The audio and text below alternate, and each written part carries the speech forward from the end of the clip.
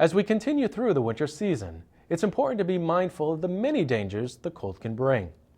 Common threats people face are frostbite and carbon monoxide poisoning, but there are several others.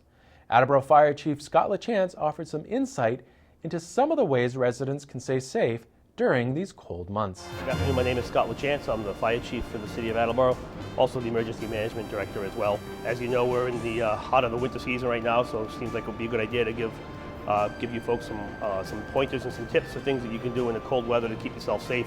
A few of the things that come to mind that people don't typically think about are frostbite in the cold weather. Most people think that the temperature has to be well below freezing before that would be an issue. That's not necessarily the case.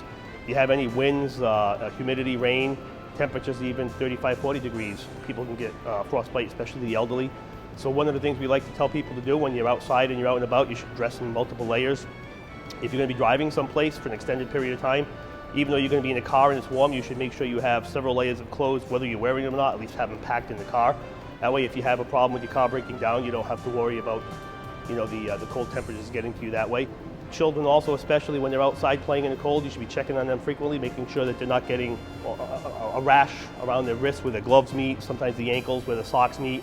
When the water gets on them, they get a rash. It's an early sign of potential frostbite, so you should be checking on that as well. Make sure they're dressing in layers and don't let them stay outside for more than 30 or 45 minutes at a time. Another thing that's important, ice safety. People are always asking us questions about going out on the ice. While we don't formally endorse the safety of ice, it's not something the fire service does anymore. A good rule of thumb is if the ice is at least 4 inches thick, then it's safe to go on. If it's less than 4 inches thick, you really should not be on the ice at all. You should certainly stay away from ice where there's moving water, where there's rivers and streams. So the best ice to use is ice that's actually on small ponds or lakes, or if it's set up especially by a recreation department specifically for skating, that would be the safest option, of course. Salt water doesn't freeze as well as fresh water, so you should avoid that also. Another thing that comes into play sometimes in the cold weather is carbon monoxide. We get a lot of calls for carbon monoxide alarms this time of year. More often than not, the calls that we receive are just malfunctioning carbon monoxide alarms. But it is a concern this time of year with heating systems, especially if you have one of the newer heating systems that don't have a chimney and actually has a power venter off the side of the property. They're usually 2 to 3 feet off the ground. You should definitely make sure that the snow doesn't accumulate around that. If the snow blocks that up, there is a chance that the system could start to backfeed carbon monoxide into the house. So you want to make sure that doesn't happen as well. A couple of other pointers that people should keep in mind. It's very common for people to have garages attached to their houses that they don't want to go outside into a cold car, so they warm up their car while it's still inside the garage. That's okay, but you need to make sure that the garage door is open so that you can vent the carbon monoxide outside. We actually have here in the fire stations something called the plume vent system, which actually exhausts the carbon monoxide, so when we start the trucks inside, that gets exhausted to the outside of the building. That's actually a fairly common emergency that we respond to for people who forget to leave the car running in the garage and they forget about it, and 4 or 5 hours later the carbon monoxide alarms in the house start to go off. So you definitely want to be careful of that. If you have a generator, everybody's concerned about power losses this time of year with the snowstorms. If you do have a generator, obviously they should never be run indoors, but something that people don't always think about is they have them running outside. They open up a window to put an extension cord into the house, and they don't realize that the fumes from the generator are coming right into the window. So you want to make sure that the generator is far enough away from the house that you don't have that happening as well. Another important point to take under consideration is your smoke alarms. When people lose electricity, most of the new houses today have hardwired electrical smoke alarms that have battery backups, but even with a power outage, if you have no electricity for several days, those batteries are going to drain quickly. So one of the things we encourage everybody to do is not only change your batteries once a year, but they should be changed twice a year. And something that most people don't take into consideration as well is all new smoke detectors have an expiration date on them. Most of them are intended to last for 7 to 10 years only. The problem is that the newer houses have so many of them that it would become kind of expensive to replace them all at once. So what I like to suggest that people do is what I do in my own house.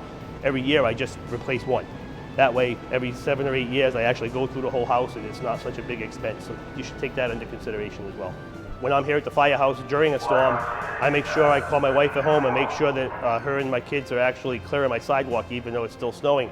And a lot of people think that it's okay to just wait till the end of the storm. The best thing you can do really though is just to go out there and shovel 3 or 4 times during the storm, so that if you do have an emergency at your house, when the first responders get there, we at least have some type of a path to get to the house. We do run into situations where people are just not able to do that, and it can actually take us 10 to 15 minutes to get into the house. During the most recent storms, we actually had to shovel a couple of sidewalks and driveways just to get access to the house. Hydrants is another issue that's important to take into consideration as well. We do have crews out shoveling hydrants. They're out there again today, but we have well over 1,000 fire hydrants in the city. For us to get to them all isn't something that we can do, you know, in a period of 1 to 2 days. You see how busy the guys are, so that doesn't really work out well. So we do encourage and ask the community to step up if you're healthy enough and fit enough to shovel the hydrant, at least the one in front of your house. It's always in everybody's best interest. And also keep in mind too that you know, if you have an elderly neighbor or somebody that you don't think is capable of shoveling out their hydrant or their sidewalk or their driveway, and you know there's a chance they may need our service, we would certainly ask you to step up and be a good neighbor and give them a hand as well.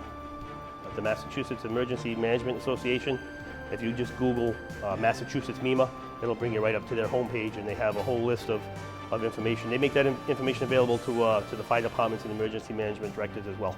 Emergency management is an evolving science, and we've shifted our fundamental thinking, and it's more of prevention as opposed to responding to emergencies. So the best thing that the community can do to help us be effective at doing our jobs is to take the time to be safe, you know, take a couple of extra seconds and think about what you're doing, and hopefully you don't need our services. But if you do, know that we're well trained and have you know, adequate staffing and equipment. That if you do need our services, that you can rest assured that we're able to provide the services that are not equaled by too many other communities. Enjoy the holidays and the winter and stay safe.